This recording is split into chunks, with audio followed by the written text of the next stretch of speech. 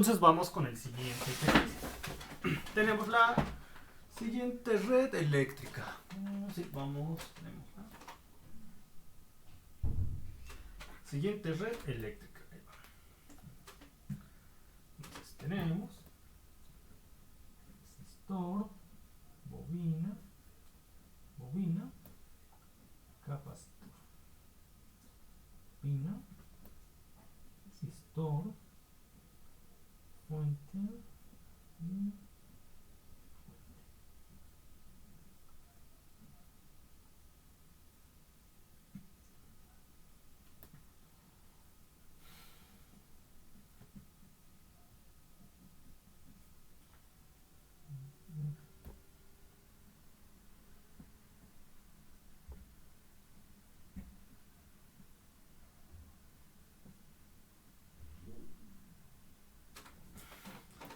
tenemos esta red eléctrica y además nos dan los valores de las fuentes.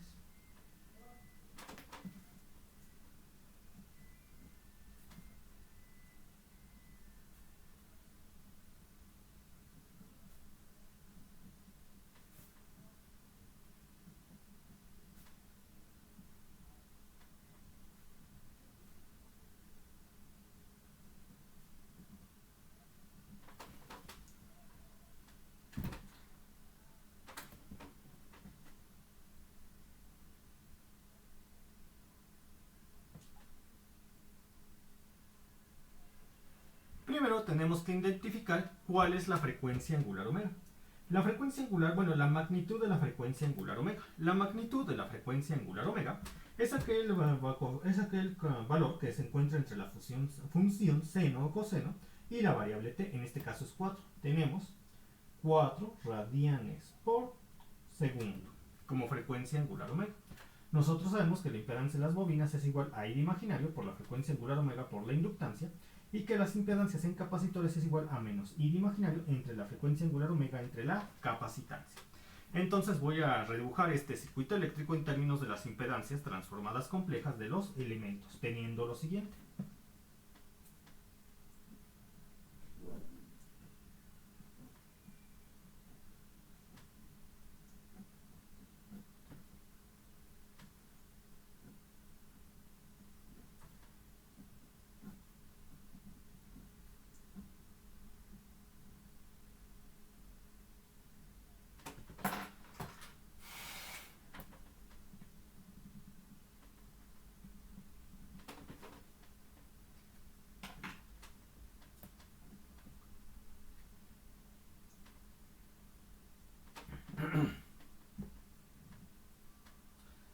Entonces recuerden, a los resistores no les afecta la frecuencia angular omega, por lo tanto 4, y aquí tendremos de nuevo 4, 6, y aquí tenemos de nuevo 6, este resistor. En la bobina tendríamos 2 por 4, 8i. En la bobina, en la impedancia mutua tendremos 1 por 4, 4i. En la otra tendremos 4 por 4, 16i. En la impedancia mutua tendremos 1 por 4, 4i. En esta impedancia tendríamos 5 por 4, 20i. Ahora para el capacitor tendríamos que es la impedancia de este capacitor es menos i entre 4 entre 1 entre 16, lo cual me da menos i entre un cuarto, lo cual es menos 4i. Y aquí lo pondría menos 4i. A ver, checo si falta se ha omitido algún detalle. 2, 8, 4, 16, 4, 20, 4, 6. Pues no. Y ahora vamos a escribir las valores transformados complejos de las fuentes. ¿Qué sería para esta fuente? 5 por la raíz de 2 entre la raíz de 2, que es 5. Entonces la energía total es 5. Cis de 90 grados, porque aquí tenemos un coseno. Cis de 90 grados, volts. 5, cis de 90 grados. Y para esta fuente de corriente tendríamos 0.15 por la raíz de 2 entre la raíz de 2, que es 0.15. Cis de 0 grados, porque tenemos una función seno y aquí no hay algún ángulo que acompañe al argumento 4t. Y esto es amperes. Ahora voy a asignar corrientes circulantes a las mallas independientes de la red. Yo tendría la corriente J1 y la corriente J2 que hago coincidir con el sentido de la fuente de corriente, para que la fuente de corriente J2 sea igual a I, de tal forma que la corriente circulante J2 es 0.15 amperes. ¿Y por qué lo sé así de rápido? Porque una fuente de corriente estaría imponiendo la corriente en toda la malla, en esta malla. Entonces, en esta malla independiente de la red, que además, como se pueden dar cuenta, solamente tiene conexión con otra malla por esta impedancia mutua. Entonces, el valor de la fuente de corriente es igual a J2, porque además sus sentidos coinciden. J2 es igual al valor de la fuente de corriente, 0.15 amperes. Muy bien, ahora voy a escribir las ecuaciones del método de mallas. Bueno, antes de eso, tengo que obtener las impedancias propias y mutuas de malla.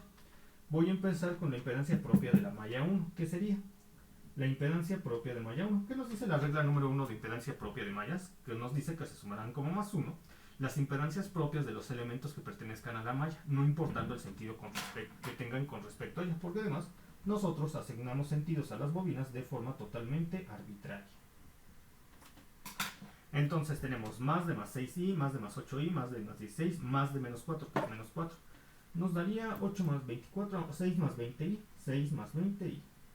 Ok, 8 más 16, 24. 24 menos 4 es 20, 6 más 20i. Ahora vamos a aplicar la regla número 2, que dice que se sumarán como más 2 o menos 2.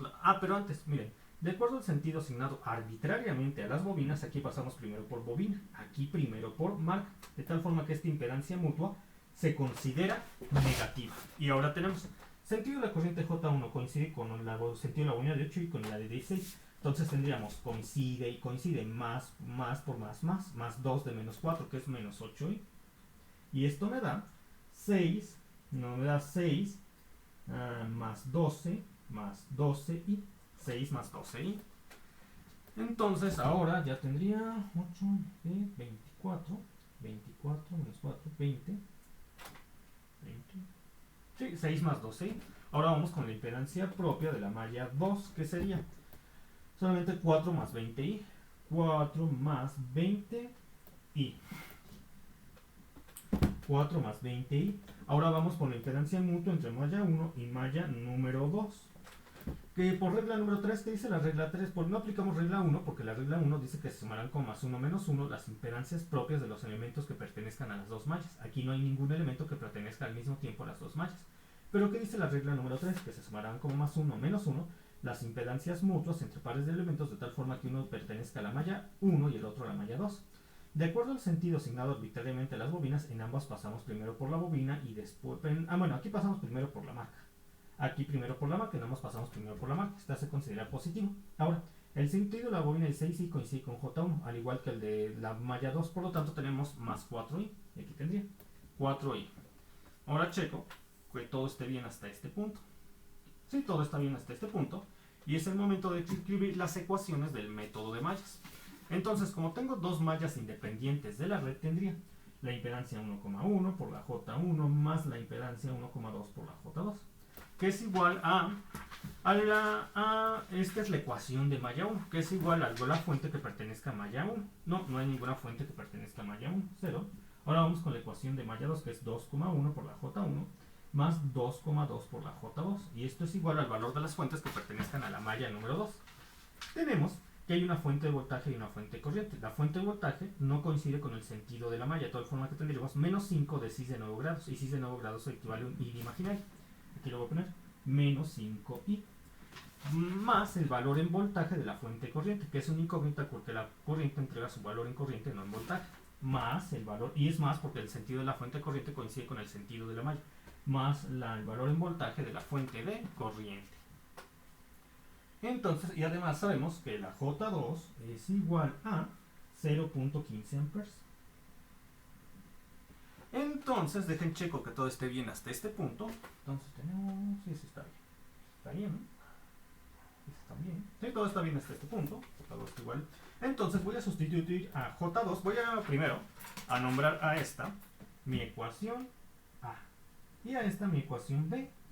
Y voy a sustituir a J2 en esta posición, de tal forma que tendría lo siguiente. Voy a despejar de la ecuación A a J1. La despejo y tendría lo siguiente. J1 sería igual a menos la impedancia 1,2 por la J2 entre la impedancia 1,1. Y esto es igual a menos 4i por J2, que es 0.15, entre la impedancia 1,1, que es 6 más 12i.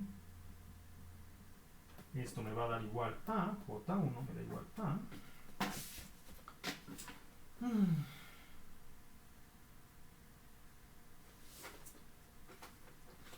Entonces tendría 4 por 15, 4 por 0.15 es igual a 0.6. En este caso sería menos 0.6 y entre 6 más 12, que lo voy a pasar a coordenadas polares, lo cual me da 144 más 36 y esto es 13.41. 13.41.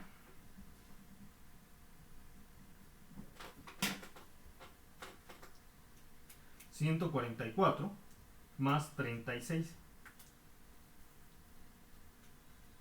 12 entre 6... y esto es shift tangente... 63.43... 63.43... y esto me da... menos 0.6.6 menos 0.6 entre 13.41... lo cual me da... menos 0.044... menos 0.044 con un ángulo de ni que aquí equivale a un 90 grados. 90 menos 63.43, lo cual me da 90 menos 63.43, lo cual me da 26.57 26.57 grados. Entonces ya tendría todo.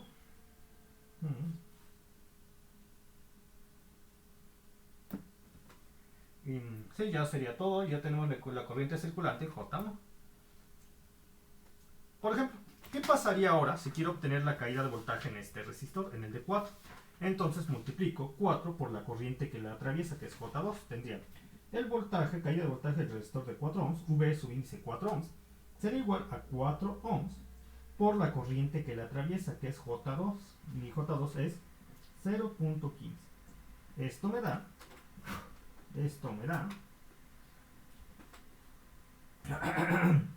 0.6 volts.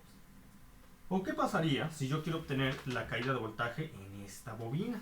La caída de voltaje en la bobina de 20i es igual a lo siguiente.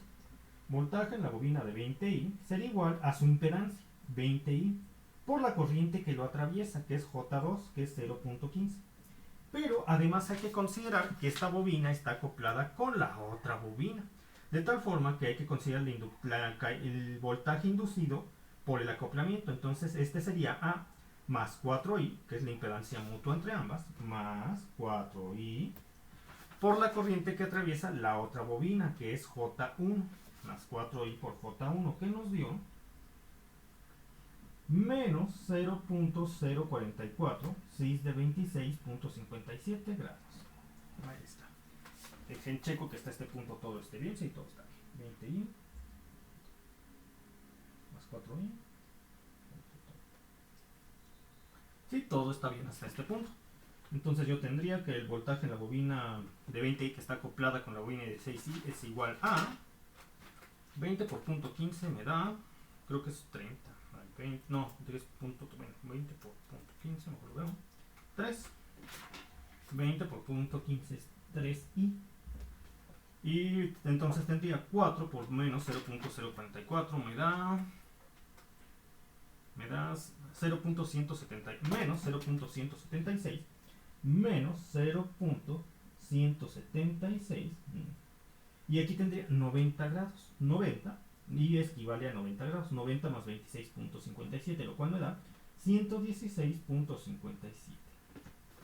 Entonces tendría, y ya sería todo. Y sería todo, nada más tienen que convertir esto en coordenadas rectangulares y hacer la suma algebraica de complejos. Y sería todo. Ahora vamos con el siguiente tema, que es el método de nodos. Lo voy a poner. El método de nodos. Siguiente tema, el método de nodos. Para el método de nodos, tenemos que considerar la ecuación transformada compleja de los elementos generales tipo paralelo, que es igual a la siguiente. Sería I de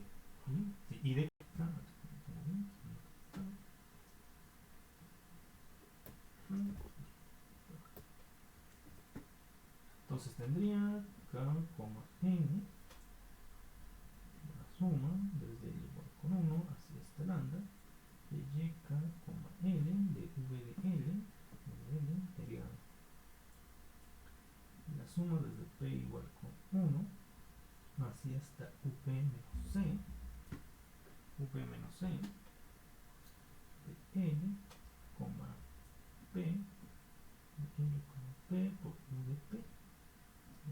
Recuerden, UDP es el potencial de nodo, el cual se mide, el cual es la caída de voltaje que se mide desde el nodo independiente de la red hasta el nodo base de referencia. Hasta el nodo base de referencia, sabiendo que el nodo base de referencia tiene un potencial igual a 0. Y esto es igual a menos la suma desde k igual con 1, es esta lambda de k con n, de la intensidad de la fuente de corriente K más la intensidad de la fuente de voltaje K. Y ahora voy a ordenar la expresión anterior teniendo lo siguiente. Suma desde P con 1 es esta V C de la suma desde K igual con 1, esta lambda, lambda de aquí,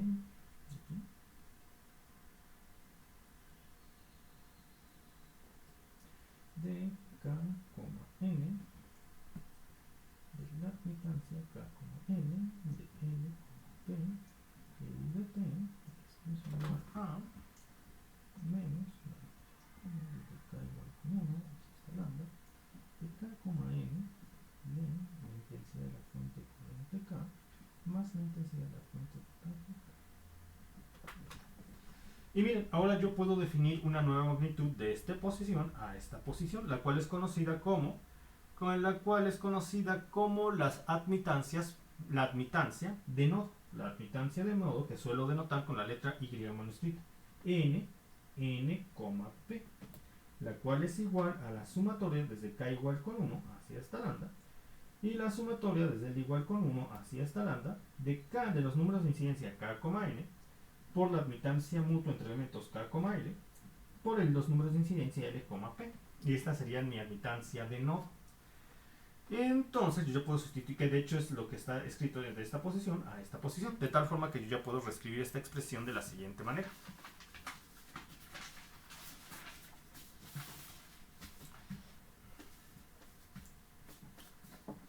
Entonces yo tendría la ecuación desde P igual con 1 hacia hasta el número total de nodos independientes de la red de la admitancia de nodo N, P por el potencial de nodo U de P es igual a menos la suma desde K igual con 1 hacia hasta lambda de K, N, de K, N, N, K,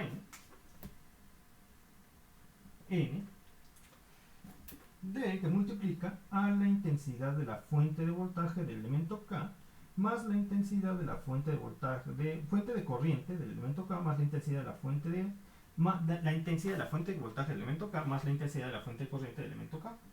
Y se acaba. Y esa sería la ecuación del método de nodos, la cual va a ser desarrollada para el nodo número 1, 2, 3, así hasta el número total de nodos independientes de la red. Que junto con la expresión V de K, que es igual a menos E de K, que es igual a la suma desde P igual con 1 hacia este V menos C de K, P de U de P, formarían las ecuaciones transformadas complejas del método de nodos. Ahora vamos a analizar en concreto la admitancia de nodo. La admitancia de nodo, Y, N subíndice P, que es igual a la suma desde K igual con 1 hacia esta lambda, de la suma desde L igual con 1 hacia esta lambda, de los productos de números de incidencia K, N, Y, subíndice, admitancia propia del elemento K, L, la admitancia mutua entre elementos K y L, del producto de números de incidencia L, P. En este momento yo voy a mencionar lo siguiente. Entonces voy a definir el signo que debe poseer la admitancia de nodo Y, N, P en términos de los productos de los pares de números de incidencia K, N y L, P a partir de los siguientes diagramas. Tendría lo que a continuación les muestro.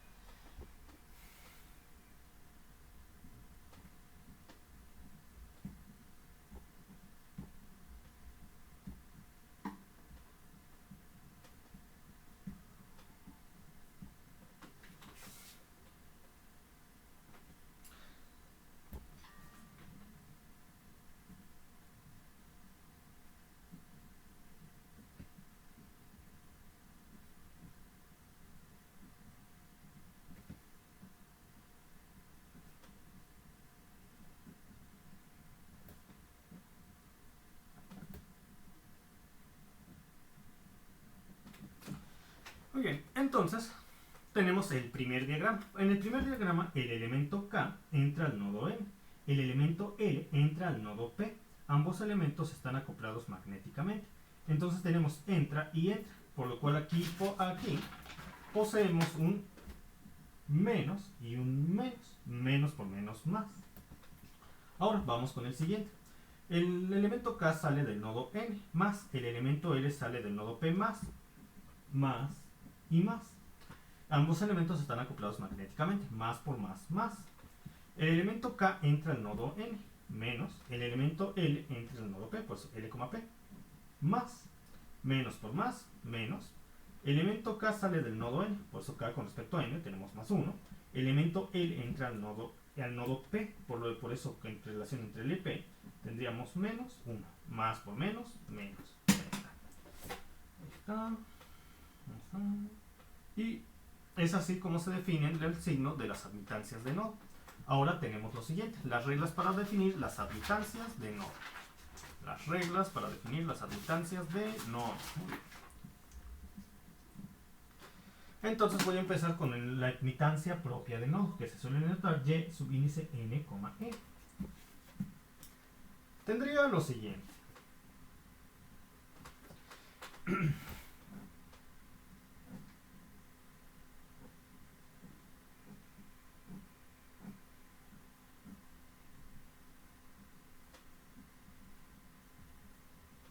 La regla número 1 de admitancia de nodo dice que se sumarán como más 1 las admitancias propias de los elementos que entren al nodo, no importando si salen o entran del nodo. Entonces tendría admitancia n, n, por regla número 1 sería la admitancia propia del nodo 1 porque incide en el nodo 1, más la admitancia propia del nodo 2 porque incide en el nodo en el nodo n, más la admitancia propia del nodo 3 porque incide en el nodo n, más la admitancia propia del nodo 4 porque incide en el nodo n, más la admitancia propia del elemento 5 porque incide en el nodo n. Ahora, por regla número 2, ¿qué dice la regla número 2 de admitancia propia de nodos? Dice que se sumarán como más 2 o menos 2 las admitancias mutuas entre pares de elementos de tal forma que ambos elementos incidan en el nodo n. Tenemos dos de ese tipo aquí. Admitancia mutua entre 1 y 2 y entre 4 y 5. Aquí lo voy a denotar bien. Entre 4 y 5. Son admitancias mutuas entre pares de elementos de tal forma que los dos elementos inciden en el nodo n. Ahora tenemos, para la admitancia mutua entre el elemento 1 y el elemento 2, los dos nodos están entrando en el nodo n. Por lo tanto tenemos menos por menos más. Sería más 2 veces de la admitancia mutua entre el nodo 1 y el nodo 2. Ahora vamos con la admitancia mutua entre 4 y 5. Los dos elementos tienen una admitancia mutua. La admitancia y subíndice 5,4 o y subíndice 4,5. El elemento 5 entra en el nodo n, menos. El elemento 4 sale del nodo n, más. Entonces tendríamos más por menos, menos. Menos 2 veces de la admitancia mutua 4,5. Y ya terminamos. Y ya. Ahora voy a definir la admitancia mutua entre los nodos n y p, que sería la admitancia y subíndice n, p. La regla número 1 dice que se sumarán como más 1, que se sumarán como menos 1 las admitancias propias de los elementos que incidan en ambos nodos. Entonces tenemos el siguiente diagrama, es el nodo n, el nodo p.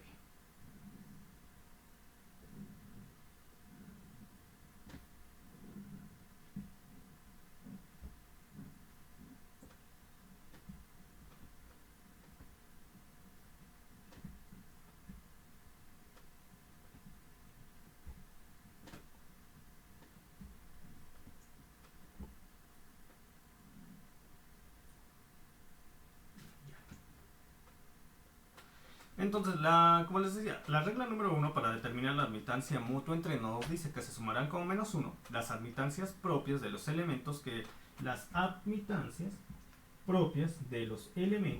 incidan en ambos nodos. ¿Qué elementos inciden en ambos nodos? Es el 1, el 2, el 3 y el 4. Entonces, por regla número 1 tendría menos la admitancia propia 1,1, menos la admitancia mutua 2,2, menos la admitancia mutua 3,3, menos la admitancia mutua 4,4. Ahora, regla número 2. ¿Qué dice la regla número 2? que se sumarán con más 2 o menos 2 las admitancias mutuas entre pares de elementos de tal manera que los dos incidan en los dos nodos. Nos encontramos se puede aplicar para la admitancia mutua entre este elemento y este elemento, y para la admitancia mutua entre este elemento y este elemento. Aquí vemos que ambos, este y este, inciden todos ellos en los dos nodos. Y entre 1 y 2 hay una admitancia mutua, y entre 3 y 4 hay una admitancia mutua. Entonces, uno de los elementos se compara con el nodo n y el otro con el nodo p. No importa cómo lo consideren, va a dar el mismo resultado. Por ejemplo, 1 con respecto a n sale positivo, 2 con respecto a p entra negativo, más por menos, menos 2 veces. O si lo tomamos al revés, 2 con respecto a n sale, 1 con respecto a p entra, más por menos, vuelve a salir menos, en este caso sería menos 2 veces de la admitancia mutua entre el nodo 1 y el nodo 2. Ahora para el nodo 3 y el nodo 4. Uno de los elementos se compara con el nodo n y el otro con el nodo p. Por ejemplo, 3 sale de n positivo, 4 sale de p positivo, más por más, o al revés, 4 entra p, 4 entra a n, 3 entra p, negativo, menos por menos más. Para cualquiera de los dos casos es más 2 veces la admitancia mutua entre el nodo 3 y el nodo 4. Ahora vamos a aplicar la regla número 3. ¿Qué dice la regla número 3 de admitancia mutua entre nodos?